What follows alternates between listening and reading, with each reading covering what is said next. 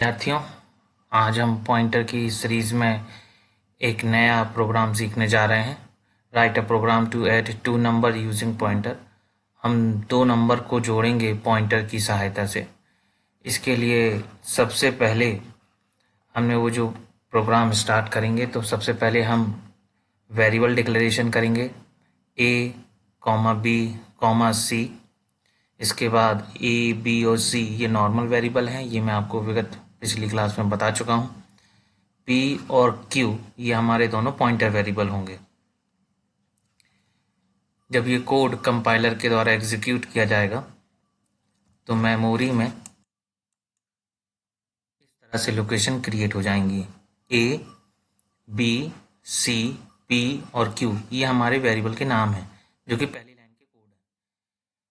इसके बाद जो अगला कोड लिखा हुआ है उसमें लिखा हुआ है printf slash N enter a, मतलब हमको ये वैल्यू ए इंसर्ट करानी होगी सिस्टम में। Scan %d %a। जैसे ही हम ए की वैल्यू इंसर्ट करेंगे, उदाहरण के लिए मान लीजिए हमने ए की वैल्यू 5 इंसर्ट करी, तो ए में जो वैल्यू होगी वो 5 स्टोर हो जाएगी। इसके बाद अगली लाइन देखिए, जो कि सबसे इम्पॉर्टेंट है। इसमें अगली लाइन जो अगली कोड लिखा हुआ वो लिखा हुआ है p इक्वल्स टू %a। इसका मतलब ये हुआ कि a का एड्रेस p में स्टोर कर दिया जाए। ध्यान से सुनेंगे, a का एड्रेस p में स्टोर कर दिया जाए। तो जब ये कोड एग्जीक्यूट होगा तो a का एड्रेस क्या दिख रहा है आपको? 100 दिख रहा है। a का एड्रेस क्या दिख रहा है आपको? 100 दिख रहा है। इसे किस में स्टोर करना है? p में स्टोर करना है। तो p में a का एड्रेस स्टोर हो जाएगा। अगला कोड क्या है? printf slash N enter B scanf %d %b। तो जैसे ही हम b की वैल्यू देंगे, मान लीजिए हमने b की वैल्यू क्या दे दी है? 4। ठीक है, तो हमने b का फिर अगला कोड क्या लिखा हुआ है ध्यान से देखेंगे। यहाँ अगला कोड लिखा हुआ है q इक्वल्स टू %b। जैसे ही ये कोड एग्जीक्यूट होगा, b का एड्रेस किस में स्टोर कर दिया हमने? q में स्टोर कर दिया। तो ये कोड कुछ इस तरह से होगा। हम ध्यान से देखेंगे फिर से। b का एड्रेस कितना दिख रहा है हमें? 101 दिख रहा है। b का एड्रेस कितना दिख रहा है हमें? 101 दिख रहा है। इस एड्रेस को हमें कहाँ स्टोर करना है? q में स्टोर करना है। तो q में जब हम इस एड्रेस को स्टोर करेंगे तो कितना हो जाएगा? 101। जी, शुरुआत की लाइन हम फिर से देखेंगे, जहाँ लिखा है A B C pointer P और पॉइंटर क्यू। तो इनके स्वयं के भी मेमोरी में एड्रेस बनते हैं। जैसे ए का एड्रेस 100 है, बी का 101 हुआ, सी का 102 हुआ, पी का 103 हुआ, क्यू का कितना हुआ? 104 हुआ। तो इस क्रम से एक निश्चित क्रम से मेमोरी के एड्रेस बनते जाते हैं और उसी तरह से ऑपरेशंस भी परफॉर्म होते जाते हैं। अब चूंकि हमें दो नंबर को जोड़ना है और दोनों नंबर को किसकी सहायता से जोड़ना है? नॉर्मल वेरिएबल की सहायता से नहीं जोड़ना है, हमें इसे पॉइंटर वेरिएबल की सहायता से जोड़ना है। तो अगला कोड देखिए क्या लिखा हुआ। अगला कोड लिखा हुआ है c equals to pointer p plus pointer q। इस लाइन को हम और अच्छे से समझेंगे। इसमें लिखा है p के आगे क्या लगा हुआ? पॉइंटर। ये मैंने आपको पिछली क्लास में बताया था कि p में स्टोर एड्रेस की वैल्यू, p में एड्रेस की वैल्यू। तो देखिए ध्यान से, p में स्टोर एड्रेस 100 है और 100 की एड्रेस कितनी है? वैल्यू कितनी है? 5 है। तो यहाँ पे 5 आ जाएगा, 5 आ जाएगा। इसके बाद ध्यान से देखेंगे, लिखा है q। तो q के एड्रेस में जो वैल्यू है उसे बताइए। तो फिर से देखते हैं, q का एड्रेस में कितना आ रहा है? 101 और उसकी वैल्यू कितनी है? यहाँ पे 4 है। तो यहाँ पे हो जाएगा तो 5 और 4 ये दोनों जुड़ जाएंगे। तो हम 5 और 4 को जोड़ेंगे तो यहाँ पे कितना आ जाएगा? 9 आ जाएगा। तो c की वैल्यू क्या हो गई? 9 हो गई। c एक नॉर्मल वेरिएबल है, तो नॉर्मल वेरिएबल को तो हम आसानी से प्रिंट कर सकते हैं। printf slash n sum of %d equals to c, मतलब c में वैल्यू कितनी दिख रही है? 9 दिख रही है ना। तो इसका आउटपुट कितना आ जाएगा? सम ऑफ इक्वल्स टू 9। इस पूरे प्रोग्राम को जब हम एग्जीक्यूट करेंगे तो इसका आउटपुट किस प्रकार से आएगा? एंटर ए, हमने लिखा 5 तो 5 स्टोर हो जाएगा। फिर लिखा है एंटर बी 4 स्टोर हो जाएगा। सम ऑफ 9 मतलब दोनों वैल्यू जुड़ जाएंगी और वो 9 में आके स्टोर हो जाएंगी। आई होप आपको ये प्रोग्राम अच्छी तरीके से समझाया होगा। आज क्लास हम लंबी खींचेंगे और मैं आपको एक नया टॉपिक, एक न्यू टॉपिक स्टार्ट करने जा रहा हूँ, जिसका नाम है पॉइंटर एंड एरे। एरे के बारे में तो हमने बहुत अच्छे से पढ़ा हुआ है, ये मैंने आपको एक बार क्लास में भी पढ़ाया हुआ था। Array are a continuous set of variable in memory, we can access them with pointer. Array एक क्रमानुगत मेमोरी क्रिएट करता है। एरे में हम एक बड़ा मेमोरी स्पेस बना सकते हैं और इसका केवल एक ही नाम हम रख सकते हैं। और एरे का उपयोग हम पॉइंटर के साथ भी कर सकते हैं। यही कॉन्सेप्ट मैं आज आपको बताने वाला हूँ, पॉइंटर एंड एरे। नॉर्मल यदि हम एरे को जब एग्जीक्यूट करते हैं सी प्रोग्राम में तो किस प्रकार एग्जीक्यूट करते हैं, इंट x5, तो ये साइज को बताता है और यह वेरिएबल के नेम को बताता है और ये डेटा टाइप को बताता है। तो डेटा टाइप क्या है, इंट है, वेरिएबल का नाम क्या है x, उसकी साइज कितनी दिख रही है हमें, 5 दिख रही है। तो मेमोरी में एलोकेशन किस प्रकार से बनेगा वो हम देखते हैं। तो name of variable x0, x1, x2, x3 और x4, मतलब टोटल कितने खंड बनेंगे, टोटल खंड बनेंगे 5, 1 2 3 4 और एक 5। पर शुरुआत किससे होगी, 0 से होगी और अंत जो लोकेशन होगी वो क्या हो जाएगी, 4 हो जाएगी। इन पांचों खंड में हम वैल्यू को आसानी से स्टोर कर सकते हैं। जैसे हम पॉइंटर पढ़ रहे हैं और एड्रेस भी पढ़ रहे हैं तो हर किसी लोकेशन का एक एड्रेस भी बनेगा। तो 100, 101, 102, 103 और 104 ये कंटिन्यूअस मेमोरी एलोकेशन में क्रिएट हो जाएंगे। ये तो हुई नॉर्मल वेरिएबल जो कि हमने इसे आसानी से सीखा हुआ था। अगली लाइन क्या बोल रही है, ध्यान से देखेंगे, इसमें अगली लाइन बोल रही है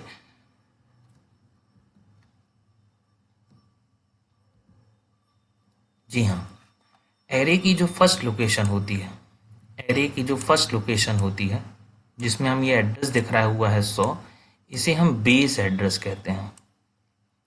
बेस एड्रेस ये सबसे इंपॉर्टेंट होता है, इस चैप्टर का बड़ा हिस्सा भी है बेस एड्रेस। एरे का सबसे शुरुआती खंड जो होता है उसका जो एड्रेस होता है उसे हम बेस एड्रेस कहते हैं और ये बाकी के जो होते हैं ये कंटिन्यूअस मेमोरी ब्लॉक में ये बने क्रिएट हो जाते हैं। अब मैं आपसे एक सवाल पूछ रहा हूँ जिसका जवाब मुझे आप सब इस क्लास के अंत में अपने कमेंट बॉक्स में दीजिएगा।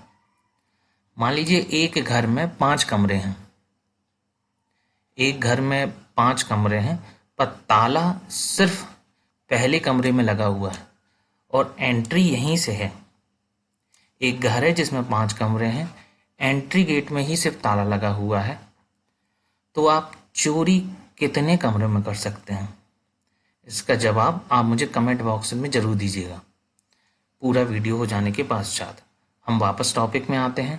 तो ये मैंने आपको बताया कि जो एरे का सबसे पहला लोकेशन होता है वो उसका बेस एड्रेस होता है जिसे हम 100 कह रहे हैं।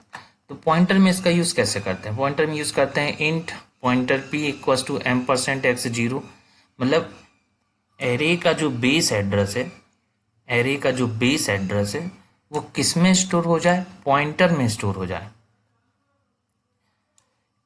x0 मतलब बेस एड्रेस किस में स्टोर हो जाए, पॉइंटर वेरिएबल में। ये लाइन लिखी हुई है, pointer variable store only base address of the array. Pointer variable केवल बेस एड्रेस को ही स्टोर करता है और इस तरह से हम आसानी से किसी भी लोकेशन को आसानी से एक्सेस कर सकते हैं। फिर से हम देखते हैं, एरे में ये हमने x5 लिखा हुआ है, मतलब ये मेमोरी में कितने खंड बनेंगे, 5 खंड बनेंगे। इन 5 खंड में स्टार्टिंग किससे होगी, x0, x1, x2, x3 और x4, ये 5 है। इंडेक्स वैल्यू 0 होगी, लास्ट इंडेक्स वैल्यू क्या होगी, 4 होगी और इसमें हम वैल्यू में क्रमानुगत रूप से स्टोर कर सकते हैं। और जो सबसे पहला एड्रेस होता है वो बेस एड्रेस होता है जिसे हमें पॉइंटर को देना होता है। Pointer variable store only base address of the array. इसका हम एक छोटा सा प्रोग्राम भी देखते हैं जिसे आपको उसमें और आसानी से इसको समझ में आएगा। राइट अ प्रोग्राम, थोड़ा सा हेडिंग गलत डल गई है, यहाँ मैट्रिक्स का प्रोग्राम बना रहे हैं और इसे ही आसानी से क्रिएट करेंगे। इसको मैं लाइन को हटा देता हूँ। ये प्रोग्राम जो है हमारा ये पॉइंटर विद एरे के रूप में बनाया गया है, हेडिंग दूसरी आ चुकी है, चलिए कोई बात नहीं। इंटीजर x5 ये हमने एरे स्टोर किया हुआ है, साथ में एक दो पॉइंटर वेरिएबल लिए हैं, पॉइंटर p और पॉइंटर q, और एक वेरिएबल लिया हुआ है i हमने। तो जब ये कोड मेमोरी में एग्जीक्यूट होगा तो कुछ इस तरह से स्ट्रक्चर क्रिएट होगा। Name of variable x0, x1, x2, x3 और x4, ये मैंने आपको अभी पिछली स्लाइड में भी बताया है। वैल्यू तो चूंकि हम रन टाइम में देंगे तो उसी समय स्टोर होंगी और एड्रेस क्या क्रिएट हो जाएंगे, 100, 101, 102 और 103 और 104। हम एक लूप का प्रयोग करेंगे जो कि स्टार्ट किससे होगा, 0 से, क्योंकि इंडेक्स वैल्यू 0 से स्टार्ट होती है। ठीक है। और i लेस देन 5 लिखा है, मतलब 5 से कम। 5 से कम का मतलब होगा 4, मतलब 0 से लेके 4 तक का लूप चलेगा। और i प्लस प्लस उस वैल्यू को एक एक आगे बढ़ा देगा। तो हमने लिखा print f slash N enter number, तो हम एक नंबर लेंगे, स्कैन एफ %d m%xi। इसका मतलब क्या हुआ, इसका मतलब ये हुआ कि x के 0 में एक वैल्यू को हमें इंसर्ट कराना है। ई में मान लीजिए हमने एक वैल्यू क्या दी हुई है 5, तो ये सीधे पहली लोकेशंस में जाके स्टोर हो जाएगी, ये 5। ठीक है। इसी तरह से ये लूप चलता जाएगा, एग्जीक्यूट होता जाएगा। और इस तरह से हम एरे में 5 नंबर स्टोर कर लेंगे, 5, 4, 6, 8 और एक 9। इस तरह से हम 5 वैल्यू को हम आसानी से स्टोर कर लेंगे। अब जो मैंने आपसे जो क्वेश्चन पिछली स्लाइड में पूछा हुआ था, उसका जवाब भी शायद इसी स्लाइड में आपको मिल जाएगा, ध्यान से देखिएगा। अब आगे है जो कोड लिखा हुआ, वो लिखा है p = m%x0। पिछली स्लाइड में भी मैंने आपको बताया था, the base address to given pointer variable. हम बेस एड्रेस किसको दे रहे हैं, पॉइंटर को दे रहे हैं। तो देखिए x0 का एड्रेस क्या है, x0 का एड्रेस है 100। तो ये 100 एड्रेस जो है, जो दिख रहा है आपको, ये हमने किसको दे दिया है, p को दे दिया है। तो p के पास अभी 100 है, ध्यान दीजिएगा थोड़ा सा। फिर हमने एक लूप लगाया, i = 0, i less 5, i plus plus, मतलब लूप जो होगा 5 बार चलेगा और 5 बार वैल्यू को प्रिंट कराएगा। printf /n %d pointer p। इस लाइन को मैं फिर बताता हूँ, p में जो स्टोर एड्रेस है उसकी वैल्यू बताइए। ध्यान से देखिए, p में स्टोर एड्रेस की वैल्यू, मतलब p में क्या स्टोर हुआ था, 100 स्टोर हुआ था, उसकी वैल्यू क्या है, उसकी वैल्यू है 5। तो सबसे पहले क्या प्रिंट हो जाएगा, 5 प्रिंट हो जाएगा। उसके बाद ध्यान से देखिए क्या लाइन लिख रही है, p plus plus. p plus plus का मतलब होता है कि p में एक बढ़ा दिया जाए। तो p में यदि हम एक बढ़ा देंगे तो अगला क्या हो जाएगा, 101। तो 101 जब हम लूप दोबारा चलेगा तो 101 एड्रेस की वैल्यू कितनी है, 4 है। ये देखिए 4 प्रिंट हो गया। फिर p प्लस प्लस हुआ होगा, मतलब 102 हुआ होगा। 102 एड्रेस की वैल्यू कितनी है, 6 हो गई है।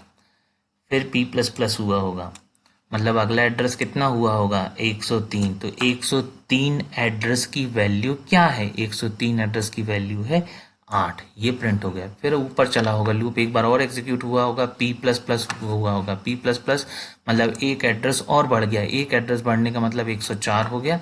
और वैल्यू कैसी प्रिंट हो गई, 9 प्रिंट हो गई। तो जब ये पूरा प्रोग्राम एग्जीक्यूट होगा तो ये 5 नंबर लेगा, मतलब 5, 4, 6, 8 और 9, और उसे निश्चित सीक्वेंस के रूप में 5, 4, 6, 8, 9 को प्रिंट करा देगा। तो ये प्रोग्राम पॉइंटर एंड एरे का है, जिसमें हम एरे का उपयोग करते हुए साथ में पॉइंटर का यूज़ करते हुए वैल्यू को प्रिंट कराते हैं। मैंने अभी जो पिछली स्लाइड में आपको जो क्वेश्चन पूछा था उसका आंसर आप मुझे कमेंट बॉक्स में दीजिए। अगली लेक्चर में हम फाइल हैंडलिंग पढ़ेंगे, जो कि यूनिट 5 का चैप्टर है।